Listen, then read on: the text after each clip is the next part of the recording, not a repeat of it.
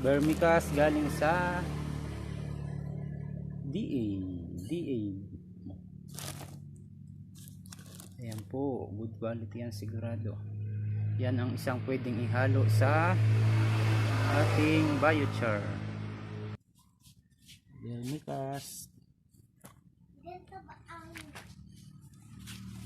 Dalawang parte ng vermicast.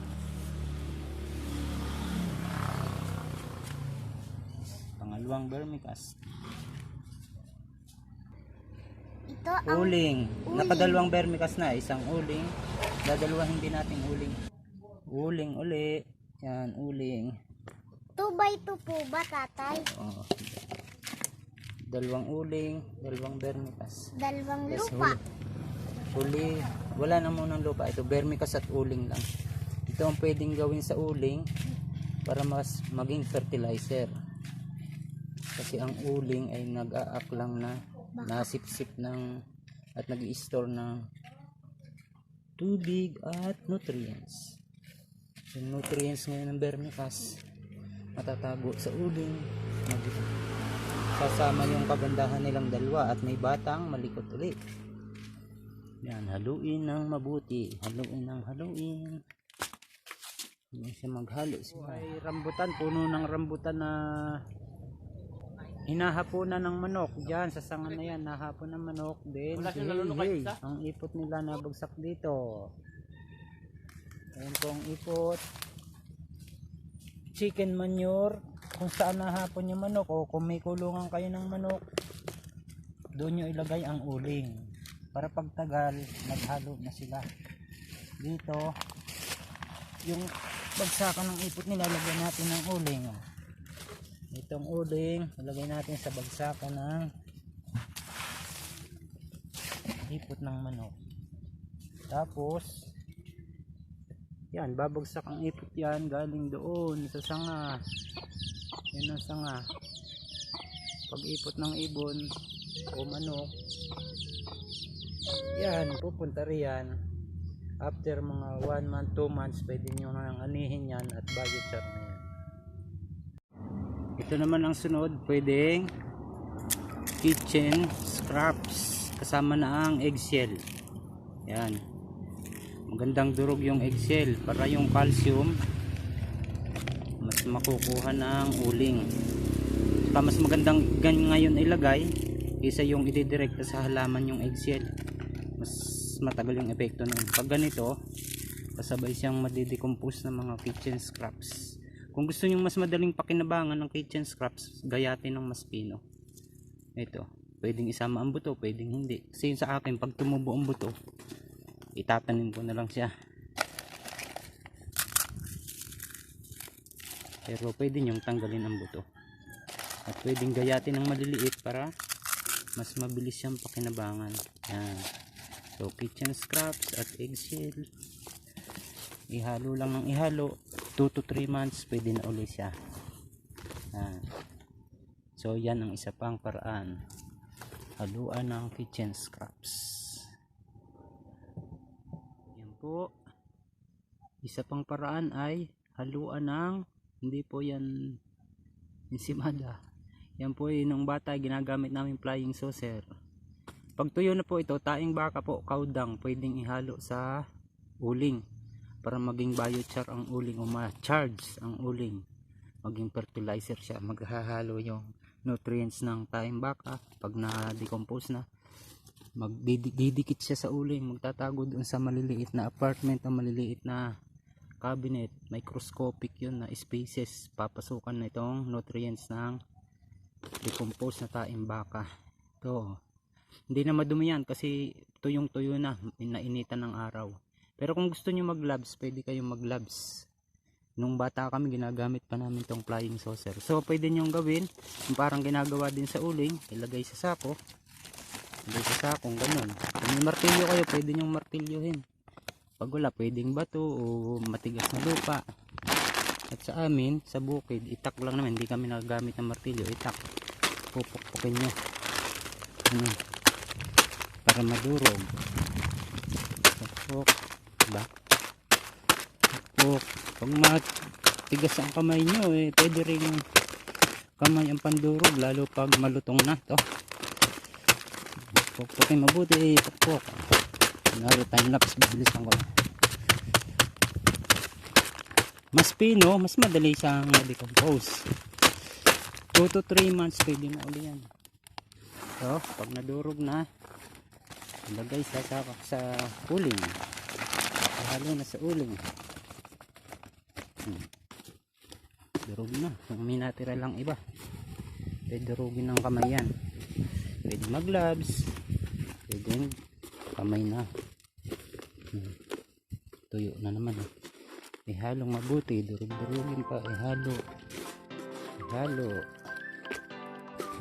durugin. 2 to 3 months pwede natin siyang ihalo sa lupa. Charge na yan, magiging biochar na ang uling. Okay, kung gusto nyo na mas mabilis ma-decompose siya, pwede nyo basain, lagyan ng tubig, mas mabilis ma-decompose. Then 2 to 3 months pwede na siya. As usual, takipan para walang, kung meron kayong pantakip, para walang makapasok ng insekto. Pwede dahon o damit, tatakipan nyo para walang makapasok ng insekto. Ito ang isa pa, banana peel tea. Pwede ihalo sa ating charcoal para maging biochar. Yung charcoal, halo natin ng banana peel tea. And kasama na rin yung banana peel, kaya mas maganda ganito, bayat na yung banana peel. Pwedeng kasama na siyang pahalo, ganyan. Halo natin. Pwede kayo may panghalong kahoy, pwede rin kamay. Yung ibang gardener, mas gusto nila kinakamay. Peel nila talaga. Pwedeng magkakaroon dyan ng activity sa loob. Yan, after 2 months, okay na yan. Mature na. Tatakipan na lang natin para hindi pasukin ng mga insekto. Yan. So, madali lang ilagay. Hinahin natin ganyan. Pwedeng mabilisan, pwedeng pisa-pisain yung kaunti, pero pwedeng hindi na rin ganituhin dahil maliliit naman yung dahon niya. Madali siyang na-decompose kasi maliliit yung dahon niya. Ito itabi natin, pwede itong pang mulching sa mga ibabaw ng paso. Hahalo natin siya sa ulo. Kung gustong mabilis, ang ganun lang. Ang ganito nakuha ng dahon ng malunggay. Kaya mas maganda, may tanim din tayo malunggay. Itong malunggay, napakasustansya niya. So sabi nga ni Sir Don Bustamante, rooftop gardening, yung masusustansya na mga halaman, pwedeng pang lahok yan. Mas masustansya din na ibibigay nila pag magulok sila. Pag yung mga weeds naman, yung mga weeds na mabilis lumago, magandang ihalo. So bukod dito, pwede rin grass clipping, yung mga weeds na mabilis lumago. Tulad ng kamote, mabilis lumago, kangkong, mabilis lumago. Pwede yun ang ihalo nyo. Yung iba kong hinahalo dati dito sa uling ay dahon ng ipil-ipil. Maliit din yung dahon noon at masustansya din yun. O kaya Madre de Cacao, medyo malaki lang yung dahon ng Madre de Cacao, pero manipis, madali pa rin yung mabulok o ma-decompose. So ang napili natin ngayon, ang pang-anim na paraan ay lagyan ng dahon ng malunggay. Ganyan, ihalo natin siya ng ihalo hanggang siya mabulok siya. Maganda siguro more or less 3 months. 2 months pwede na, ginagamit ko na eh. Yung kay tabagak naman sa ilalim, parang hugel pat ang ginagawa niya, pero sa ilalim itong dahon ng malunggay, maganda rin yun. Pero ang pinapakita ko naman ngayon ay yung may kasamang uling, hindi lang basta root. So pwede rin itong kasama sa uling para maging bago siya. Haluin mabuti, tapos iwanan ng 2 to 3 months at pwede na siya. Yan. Another paraan, isa pang paraan ay lagyan ng harina o cornstarch. Pwedeng cornstarch. Yan ang mag-activate ng microbial activity sa charcoal para maging buhay ang charcoal. Yung mga, kasi yung charcoal para siyang mga apartment o mga box cabinet na microscope lang makakakita, na pupuntahan siya ng mga may good microbes o kaya yung nutrients doon papasok. Kaya sa katagalan yan ang ibibigay niya sa halaman. Kaya pag hindi mo chinarge ang charcoal, nilagay mo lang raw charcoal sa halaman, sa simula siya pa ang kaagaw ng halaman sa pagkuha ng nutrients. Kaya bago mo ilagay sa halaman, bigyan mo siya ng nutrients o bigyan mo siya ng microbial activity. Yan o, kunti lang, hindi siya 50-50 ang halo, kasi pag 50-50 baka maging cake na yan. Para lang magkaroon siya ng activity dyan. Yan, para rin lang sa estudyante, bigyan niyo ng activity. Yun, okay. Haluin din mabuti, haluin.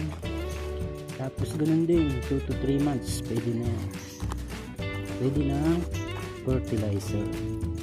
So tama yung sinasabi ng mga expert, ang uling ay hindi fertilizer. Kailangan natin i-charge muna siya o inoculate ito, inoculate pang paraan. Ito yung mga pinanguha namin na dahon na nabubulok sa daan sa looban ni Kakang Radyo.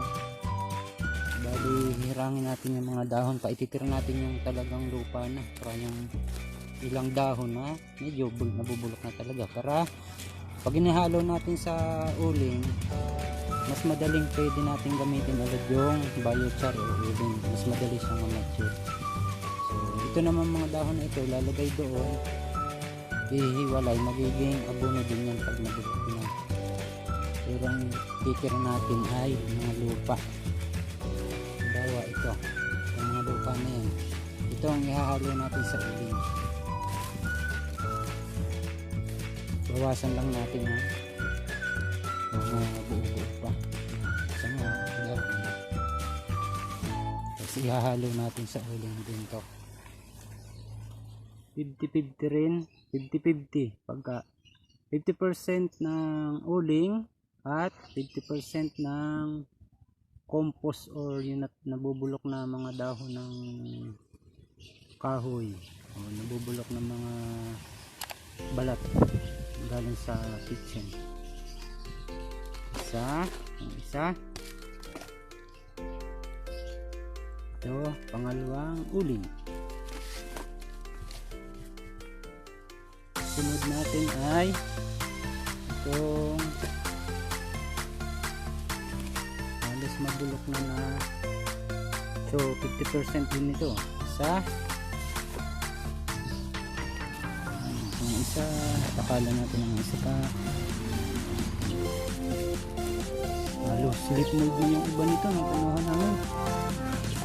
Maganda yan. Okay, dalawa.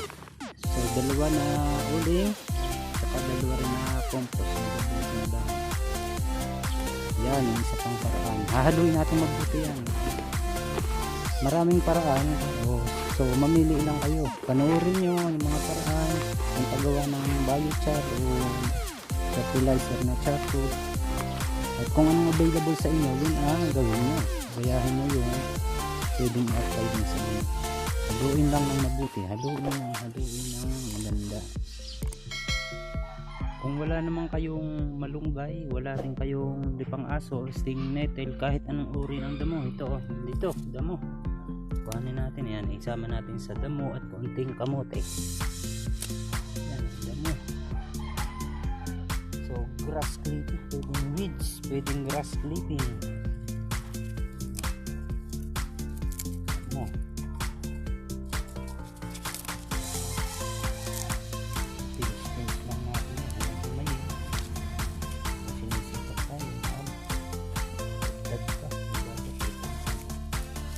Sa akin okay yan.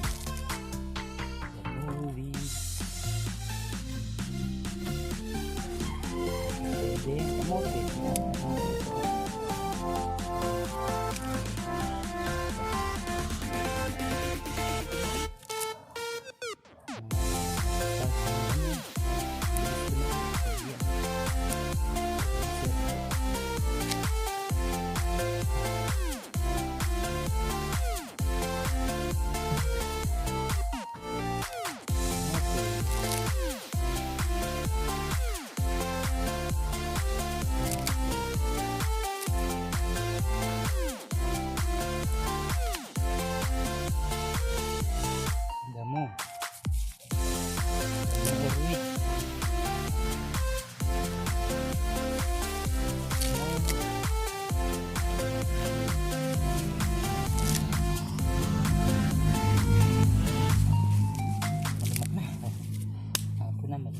dito sa damuhan.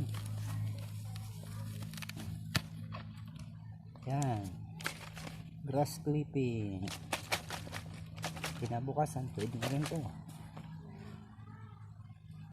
Ngayon ilagay na natin tong grass clipping tea.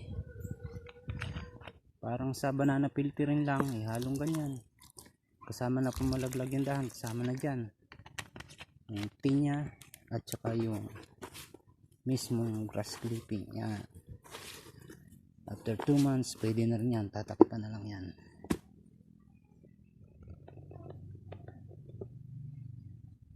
Yan, pwede gagayatin niya, pwede rin pakamay kasi natanggal ko na makati sa kanya, saka kahit kunting kati kaya kong tilisin. So ang technique na nga, bata pa lang kunin nyo na, masustansya na rin naman yan. So ako kaya ko itong kahit na edad na stinging nettle, kukunin natin ito. Napakasustansya, mas masustansya pa daw ito sa malunggay. Napanood ko nga ito sa Learn Your Land.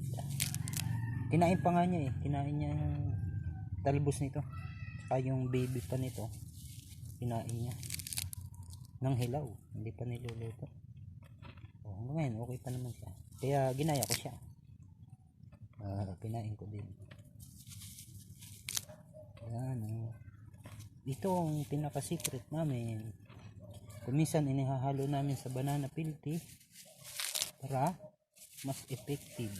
Halo sa banana peel tea, and pwede rin halo sa ating charcoal para maging biochar.